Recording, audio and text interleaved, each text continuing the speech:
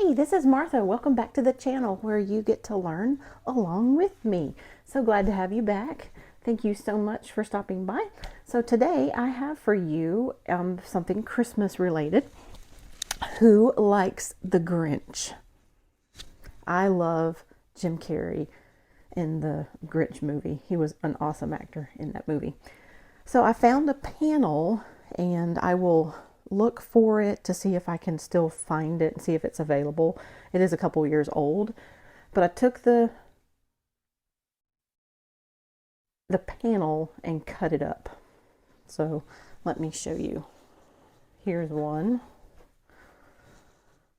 Here's one.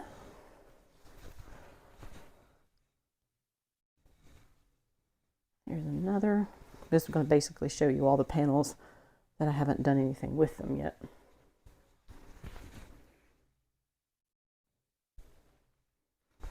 Panels are so much fun. You can really make a lot of projects with them. So what I thought I would do is I would cut the squares of the panel out. And I've got a few more, but I've already worked on some of them. So I will tell you next what I'm doing with the panels. So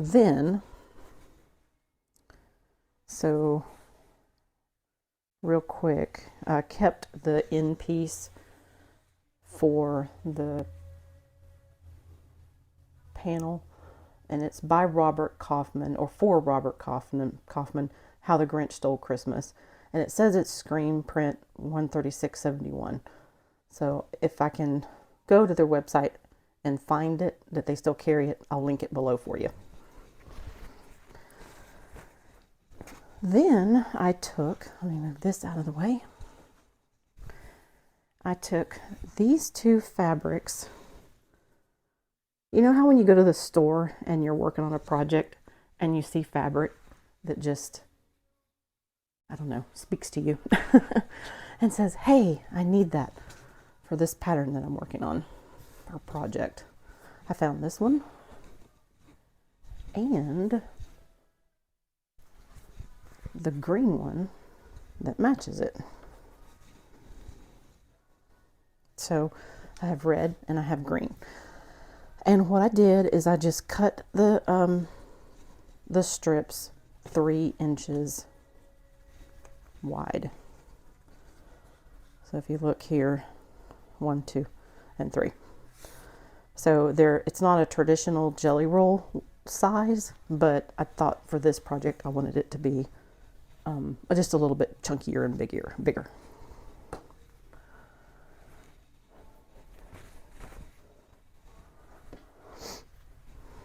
And the fabric from Joann's, I found it a couple years ago. I'll also research it and see if I can find it online for you also, to see if they still carry it, because it does say it was made exclusively for Joann. Okay, so next I'm going to show you what I did with the squares from the panel. So I wanted to show you the measurements of the panel squares. 1, 2, 3, 4, 5, 6, 7, 8 across.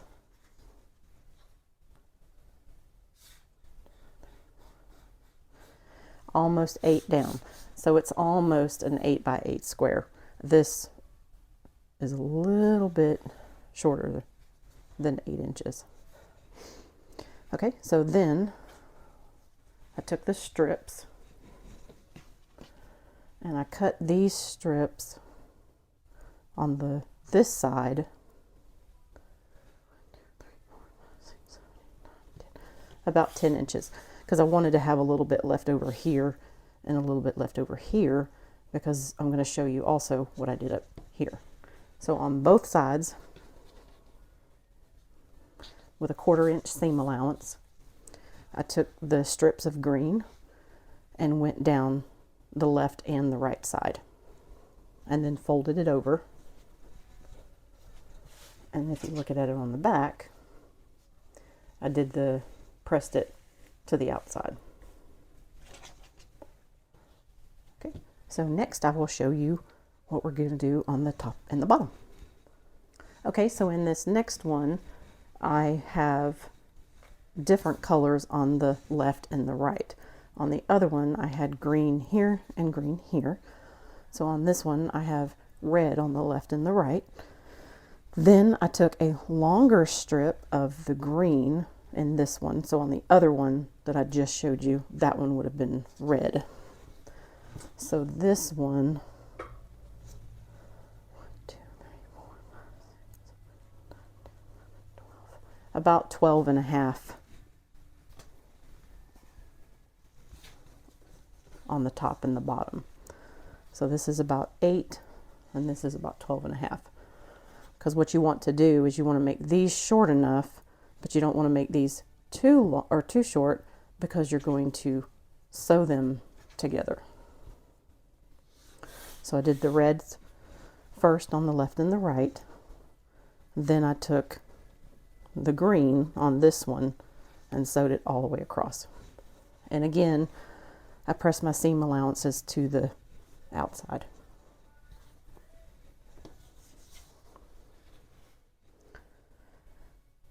Pretty, huh? I really like this.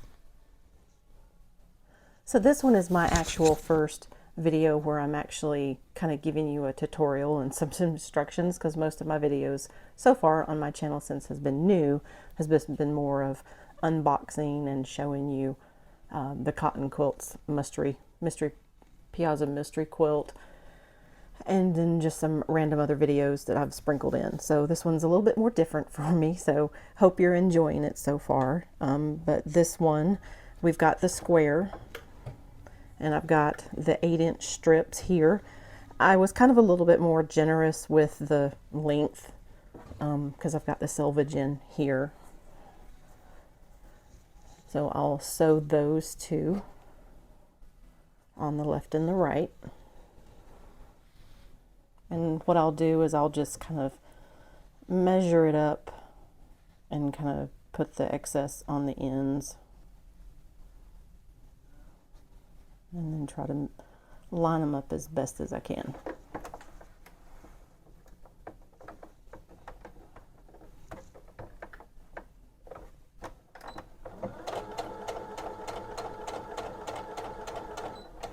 You can really do whatever seam allowance that you would like to do, because there's really no pattern for it. It's just creating something fun. So normally on my projects I use a basic 1/4 inch seam allowance on most. Sometimes I'll do half, depending on what type of project it is.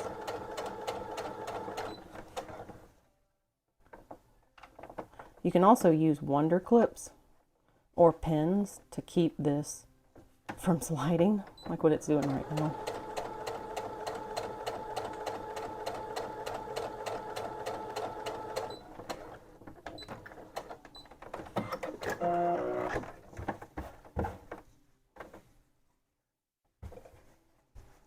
Is anybody working on any projects for Christmas? I mean, it's hard to believe we're in September and we're in the burr moments, or the burr months, not moments, months. September, October, November, December. Someone told me that the other day and I laughed. I was like, what? And I'm like, oh, I never noticed that before.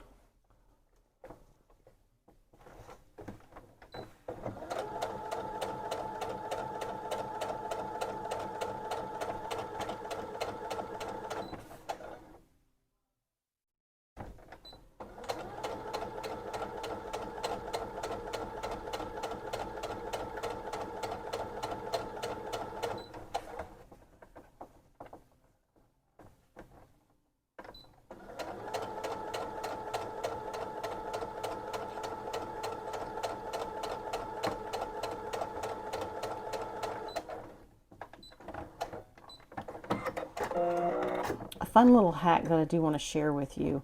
This diagonal seam tape is amazing. You can line it up when you, the only thing is every time you have to change your bobbin, you have to pull the tape up. But it's wonderful because it helps me with my 1/4 inch seam allowance, because I'm not that great at it. I'm still learning. You know, and practice makes perfect, but it's more about having a done quilt than a perfect quilt, at least in my opinion. So now we've got the two sides, the left and the right, done. And now I will show you what we will do on the right side. So what I am going to do off camera is I'm going to go ahead and set my seam here with the iron, and then iron the seams, iron them out like this. And then we'll put the red on the top and the bottom. Okay, so next I have the long piece, which is going to go on the top and the bottom. In this particular panel, it's the red one, and I cut it about 12 inches long, give or take a little bit, because I want it to have enough for it to hang over. Usually on the strip that I cut out, I can get 4 of the shorter edge ones, which in this one would be the green, because it's only 8 inches, and then the longer one, which in this instance is the top and the bottom, I can get about 3.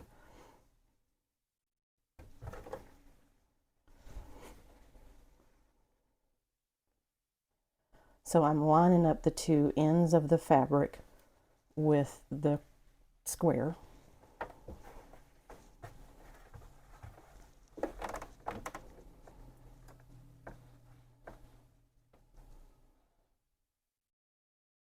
This is where the diagonal seam tape really comes in handy, because I can see it all the way down here, even though I'm starting sewing up here.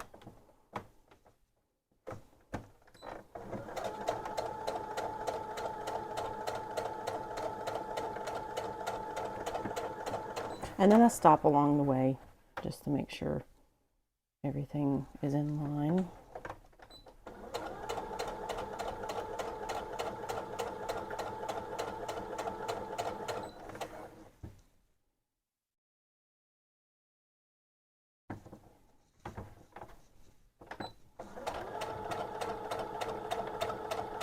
Sometimes it's better to hold it, the fabric up here, up top. It helps to kind of keep it going the same direction you want it to go, and to keep it on that 1/4 seam allowance.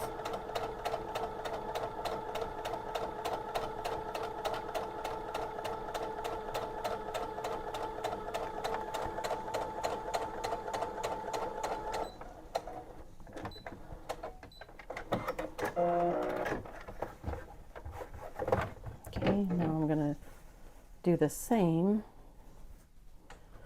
Well, I'm not sure if it's the top or the bottom. In this particular block, it doesn't matter because it's a snowflake.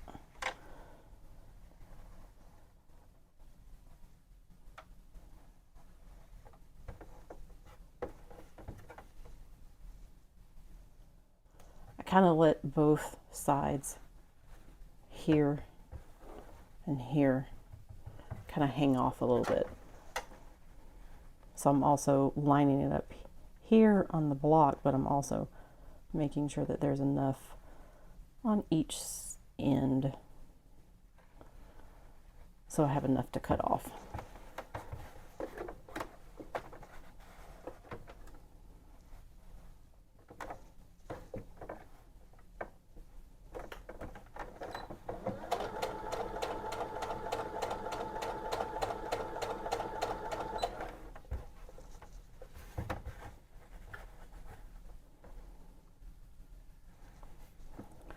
You know, this is a project that I've been working on for quite a few years.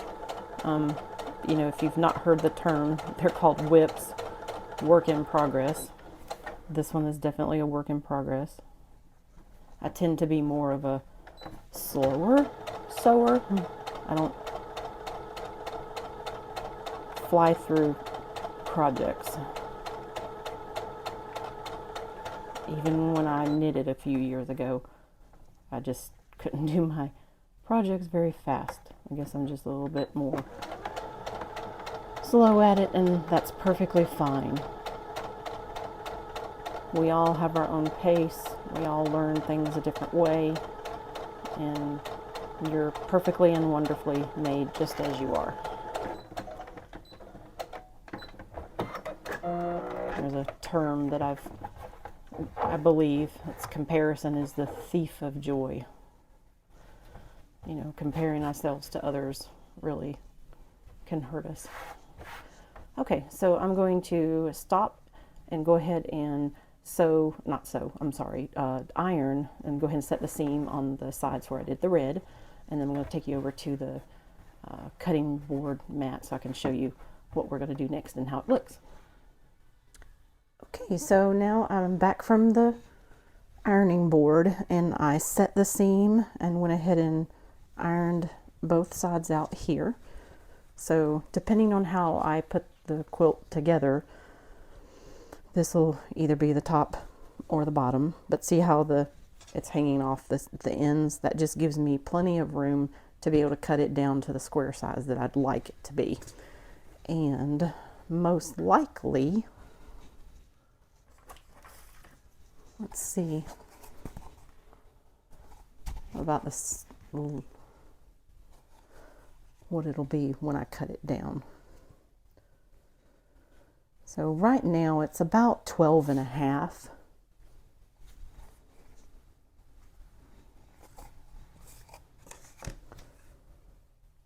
Yep, about 12.5 all the way around.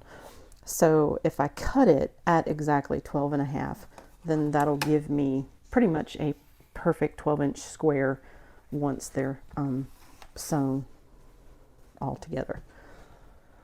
So I'll show you the ones that I have done so far. So we just made this one. I have this one made. And if you notice on this one, all right, you got red on the top and the bottom. Green is on the top and the bottom on this one. Red on the top and bottom, and green on the left and right. Same on this one. Green on the left and right. And then this one is red on the left and the right.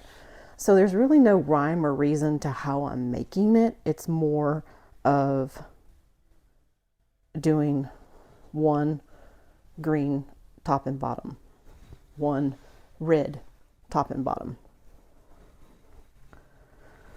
because there's 10 squares in the panel. So red top and bottom, green top and bottom, and this one's red top and bottom. So that's what I've done so far. There's more squares to be made, but this is a good way, if you find a panel that you like, add some borders to it. Find a fabric that matches it. So I think it's going to be pretty.